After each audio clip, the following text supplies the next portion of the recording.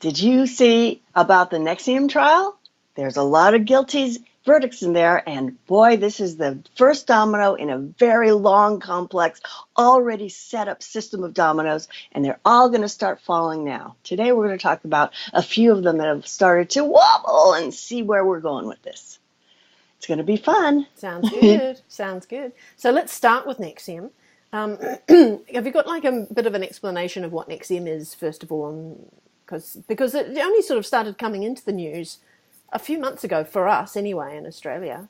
And what is the news? I'm talking about what I was seeing on social media. Well, what you'll see on the mainstream media is that it's a sex club, because they don't want to say it's a human trafficking and slavery, satanic child abuse club. And that there's Don't a forget whole... the cult. Oh, cult, not club. And there's a whole lot of big name people very closely involved with this. And so they're going to just say, oh, it's just a sex cult. They happen to brand the women, but that's a little kinky. But gee. So what's exciting about it is that the evidence in the trial is all now, including the famous briefcase. The laptop. Yeah, the laptop. Anthony Weiner's laptop. Anthony Weiner's laptop, which has all the emails from Hillary Clinton in it. So that's in there. Plus, because Trump signed that executive order, the government is now seizing everything from Nexium. So they had, for instance, all kinds of information on Chuck Schumer, his financials, which was probably there to blackmail him, to get his cooperation, Lots of stuff is coming out. There was a fellow named Patrick Howley, and he's editor-in-chief at Big League Politics. And he got on the show called The Steel Truth, which is with Ann Vandersteel. And I saw it was a very interesting program, link below, of course. And he was actually at the trial, and he was talking some talk here. There's the Bronfman family, who are the Seagram liquor company, and they've been called the U.S. Rothschilds. They've also teamed up with Rothschilds in businesses. One of the businesses they had was the land where that CMEX scandal happened, where they found the bunkers with the child trafficking stuff underneath it. Yeah. Bronfman. Okay. So really rich, really powerful. And they got a bunch of the people in Nexium to contribute $10,000, which is the max legal, to the Hillary Clinton campaign, and then paid them all back. So basically, it's not legal what they did. Yeah. What another thing that came out is that this cult got child sex slaves from Mexico and brought them here illegally with false visas. So they're going to be in trouble for that, too, the people who got the false visas. Alison Mack already had her trial, and she has already been convicted as guilty. From what I've heard in the grapevine, she is singing like a bird. So all kinds of good stuff is going to come out of that. They also found one of the pieces of evidence in the trial was records that she kept on Keith Raniere, sort of maybe as her own sort of insurance policy, right? So this cult has what they call rainbow culture garden daycare centers around the world, in Miami, in Guatemala, Mexico, in England and Spain, other places. I think there's 11 of them. Yeah, okay. That they were, one of the things they did with a kid was they would bring in nannies. So these are little kids, nannies from like up to 7 different countries, and they would just bounce the kids from one to the other, speaking different languages. And they came out, some of the kids can hardly even talk. It's just a mishmash of a word from this language, a word from that language. It's probably designed to prevent them stop from their communicating. brains from getting good communication. Yeah. But they were also doing all kinds of tests on them, torture them, and with brain electrodes on their brains. They're doing research on how the brain reacts to all kinds of stressors. So we're talking mind control stuff here. One of the victims at the trial, a young woman, age 15, I believe, was named Daniela. She was brought from Mexico with a fake ID, fake visa. And at some point, evidently during one of her brain control sessions, she confessed that she was actually attracted to somebody other than this Keith Raniere. And to punish her for that, she was locked in a room for 2 years. I mean, unbelievable. Oh, I mean, wow. if you being at that age, and then she never even tried to escape because she was told that what the Border Patrol and ICE would do to her was going to be way worse than what was happening to her. She was totally powerless. It's just, God help that poor soul. I mean, and that's one. That's just one. What are these people doing? So this cult, even though they've got their daycares all spread around Europe and America, they were based in was it California? I can't remember where they were based. I think Florida. Well, they have stuff Florida. in California too. Yeah, okay. But basically in the States. So they're being tried in the States. So he is now being found guilty as well. But like you're saying, all that evidence now is available for any other thing. So they now have a copy of the Clinton emails, and they can go ahead with other grand trials. Right. Remember how one of the Q posts said, "How do you make evidence legally usable in the courts?" Well, this is how they did it. They got that evidence in there. I think it's pretty good. So it has to be the order has to be correct as to how they go about doing things. One trial has to happen before the next one. So even though we get so impatient and we want to see everything cleaned up at once, you basically have to run through one thing at a time to allow the door to open to the next thing, really. Hence the domino analogy. Indeed. I mean, the way it looked to me is just like the alliance in the background for years and years, maybe even decades, has been carefully, slowly laying this stuff out. We cleaned up the legal stuff. We got the Department of Justice cleaned out. We're just slowly chipping away. All these dominoes are set up. And then I think this trial is just like, tip, there we go. And they're all just going to continue to go. That's it. Another piece of evidence was an audio tape that Alison Mack had made, talking with Keith Raniere, talking about branding sessions, saying that they should be sacrificial. And his lawyer described what he called his lifestyle as being Luciferianism or Satanism. So one of the things that's really important about what's coming out of here is that this stuff exists. I can tell you, I've mentioned something, for instance, a really good friend of mine was dating a guy who in his youth, he was raised in a Satanistic family. His father was the big boss of it, and he was groomed to become the next leader. He got out. And as a child, he was forced to kill animals, and also, young child, kill another child.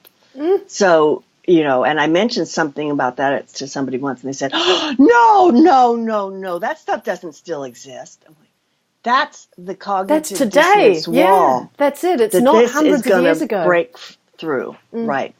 Yeah. And the reason we wanted to make this video is because people need to know this, like share it with people, let them know this stuff is real. It's got to be brought out. People don't need to know all the details. There's a lot of talk about this in social media. On it. Right, yeah. Right. But at least the knowledge that it exists and acknowledge that the elites are all freaking Satanists. It's got to come out, I think. Yeah. Clean it up. Now, we've got Google to look at as well. There seem to be a lot of big things happening with them. It looks like Facebook is on hold for a little bit, though Facebook has been censoring exactly the same way. So we noticed probably a year or two back that they were doing it undercover. They were subtly doing things where people who had alternative news that wanted to report the truth that was not coming out of mainstream media, that they would suddenly lose, several thousand followers, or people who had pressed the little bell on YouTube to say, we want notifications from this person that we've subscribed to, and they'd never get any notifications. Or even that there would be a huge amount, like you get people that have got many, many, many subscribers, that they would have so many views but then the views would go backwards overnight, so that they would only get paid, of course, their advertising based on Yep. the reduced amount. So it's so fake, it's so illegal in the way they were doing these things. But I was just explaining to someone earlier today that, we started off with things like autocrats, where you had kings in charge of countries, or dictators. That came later on, but before that, kings, right? Basically, kings and queens, they had full power. They could do whatever they liked. They could execute somebody because they didn't like their dress. They could do whatever they wanted to do. And then from there, we're breaking away, started having revolutions, whether it's the French Revolution, the Russian Revolution, other countries as well having their revolutions, and putting in supposedly democratic or even communist. Supposedly. Yeah. So then we had Democrats. That was what the name of them was at that stage, was the idea of you vote them in. Or communism was not so much, they didn't have the vote. Once communism was in, then you're stuck with it until it falls apart. And they already took over the role of the autocrat. But with the democratic kind of societies, the idea was that you should be able to vote for somebody, and if you didn't like them, you chuck them out and put somebody else in next time round. But then we've moved now further along into the technocrat society, where it's the big tech companies that have all the power. They really do. And there was a video that we will put a link to below. I don't know how long it will stay on this platform. It was all a huge collection, maybe half an hour's worth of collection of the big YouTubers saying, these rules are so fake. It's all about promoting the old mainstream media that we're all trying to avoid. We've come to, we've come online to look at video platforms here because we don't want to look at the television anymore. And yet now they're getting higher priority, and all these contributors, creators who've built their own channels are being knocked back, particularly if they have opinions that don't match the agenda of that video platform. So there've been complaints about this starting off maybe a couple of years ago, I noticed, but getting stronger. And then we're kind of like, well, what do we do about this? There's a huge amount of people that are reliant on this for their income. This is their job. They put these videos out, it's their job. And then when you get things happening like the one with Etika, who had his YouTube channel taken down, then his Twitch account was killed as well. It's a place where people can subscribe, a bit like Patreon, to support and watch someone doing their thing. All of it got taken down, and he committed suicide, jumped off a bridge, because that was all he had in his eyes. We have to get over that as well, because if YouTube goes, or the social media platforms, the two main ones, right? That if they go, this one and the Tweety one, that if they get cut because the government says they're no longer supporting freedom of speech, which is against the Constitution, you've got to stop and look at yourself and go, do I have a life? Have I created all my life based around these big platforms, allowing them to be the technocrat in my life and rule my life? Or is it about time I filled that hole with something a whole lot more in my control, like joining a social group, getting back to sports, getting and ring your mum, God's sake. Fill.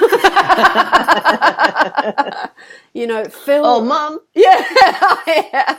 Fill the holes in your life, right? I find this with when I was doing my coaching. If somebody was retiring from a really big job and their whole life was around this job to the point that they had ignored their children as they were growing up and ignored their wife and, all this sort of thing. When they retire, they're suddenly lost. There's this huge hole, and you've got to fill it with something.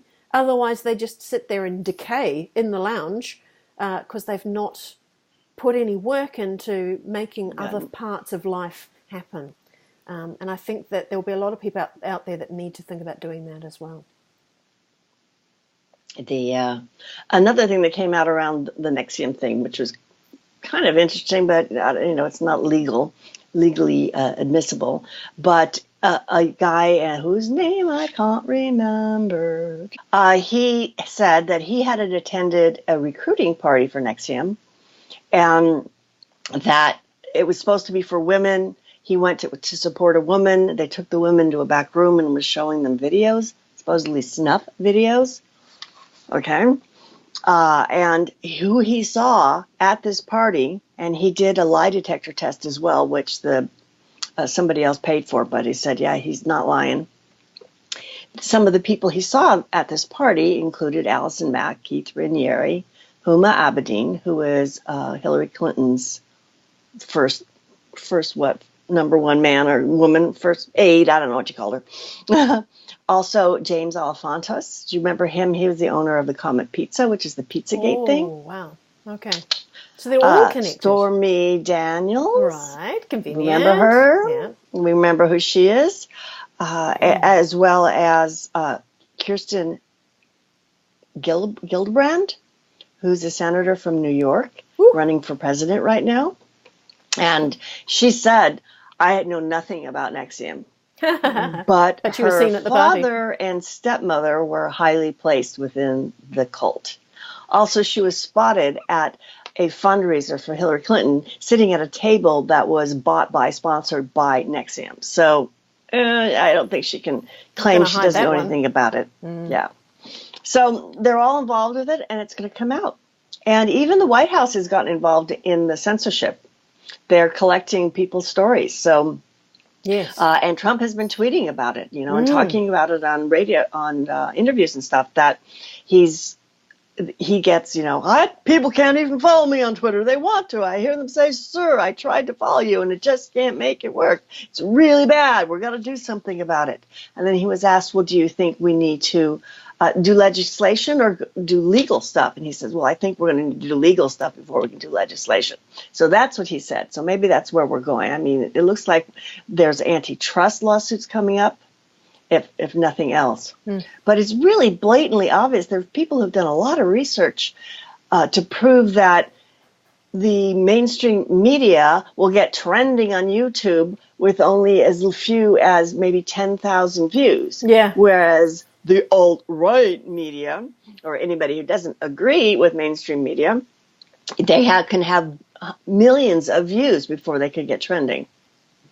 Or at all, if at all. So I think a lot of them were complaining about being removed from the suggestion lists as well, so that less people can find their videos. And even if you search exactly for the name of their channel or the person who's presenting or their subject, they are far, far down the list of searching, like they've been deliberately being demoted. So it's become so obvious now that you can't pretend. I think there was a hearing. I've actually just only started watching it, so I can't report on it yet. But Ted Cruz had a hearing with one of the Google executives who's pleading ignorance. I don't even know if she's meant to be. She's in charge of digital well-being. So I don't know if she's the right person to have showed up at the hearing. She couldn't answer any questions about the AI department. Does that mean, are your fingers okay? Yeah, maybe. Oh, and there's that video produced by Project Veritas.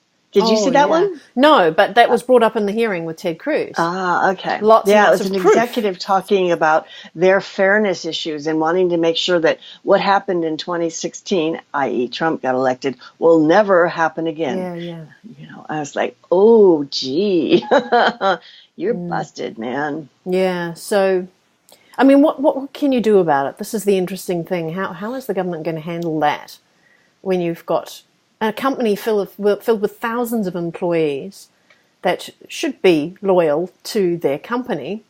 How do you go in there and say to them, okay, you could start working differently? I mean, it's a bit like, going to where the Marcos family, Imelda Marcos and Ferdinand Marcos were in charge, and taking them out. But the whole system, the entire hierarchy is corrupted now. So how do you fix that? It's such a slow process. Just because you take the top ones away, that it doesn't suddenly clear all corruption. Everyone's going to be trustworthy from there forward and honest. That's not the way that it works in that country, and it's unlikely to work in the technocratic world either. Trump did say we're going to take legal measures in order to start legislation, right? So maybe they're going to go after the tops of the companies like Jack and Zuckerberg from Facebook and all of that. Yeah. And then from there, once they're taken out and this is all exposed, then they can start to produce legislature because people will back it up once they see what's really been going on. And also, how much of this stuff is waiting until after the election? Another interesting thing that's coming around is that Mueller of the Mueller report has agreed to come before the House and speak, to answer questions. And what I've seen is a few people on the Republican side saying, I'm going to ask him this. When did you know there was no collusion and no conspiracy? Yeah. All these questions are coming out with it. So I think may not have been the best strategy for those who don't want what's really going on to come out. To be demanding full disclosure. Yeah. Are they really that dumb? I don't know. Do they not know? I mean, why would they jump up and down about it if actually releasing it is like releasing the Kraken? Exactly. Well, speaking of releasing the Kraken, I saw a video of somebody who dressed up for Pride and went around. She's like, "Hi, da da da. Do you think we should impeach Trump?" And everyone's going, "Yeah, impeach Trump, impeach Trump." She goes, "Yeah, impeach Trump. Yay, President Pence. We want President Pence." They're going, "What? What?" "Yeah, right? He'd be the next president. Yay, Pence. Yay, Pence." And they're like, "No, wait. We don't want Pence. Well, we should impeach them both. Yeah, impeach them both." It's just this like, you didn't think this one through. No, I don't think it through at all. Doesn't knock the entire party out. I've said before, I listen to the mainstream radio here when I'm driving around and stuff, and they're still going on and on about obstruction of justice, and we're going to impeach him, and he's a liar, and he's a bigot. It's the same old blah, blah, blah, blah. Oh, that's crazy. Well. It's just long gone. Have they not figured that out yet? That's crazy. Well, the information I got intuitively was that the very tippy top of the cabal is out of power, but the trickle down, the rest of them, they don't really know it yet, because they're still walking around. They're not keeping an eye on what else is going on. They're just not. I guess once you're in that kind of organization and you get so absorbed in it that you it's sort of like an arrogance, I suppose, that nothing else matters. Whatever everyone else is talking about is so below you that it doesn't matter. So you miss it all. It's a bit like the French Revolution, isn't it? That you had all the royals at the top. It's like, it's fine. It'll be okay. Don't worry about it. We're not going to respond to that. It's just rubbish, and they just left it too long until it built bigger and bigger until it exploded. But it's kind of the same sort of thing, isn't it? That you've got these. I had a friend who was working for Fairfax, and here in Australia, that is like one of the biggest media companies in terms of print publishing, and of course they've gone online now. But she was only there for a short while, and because she had some rather original ideas that didn't really fit their agenda, she was physically escorted out of the office when they let her go.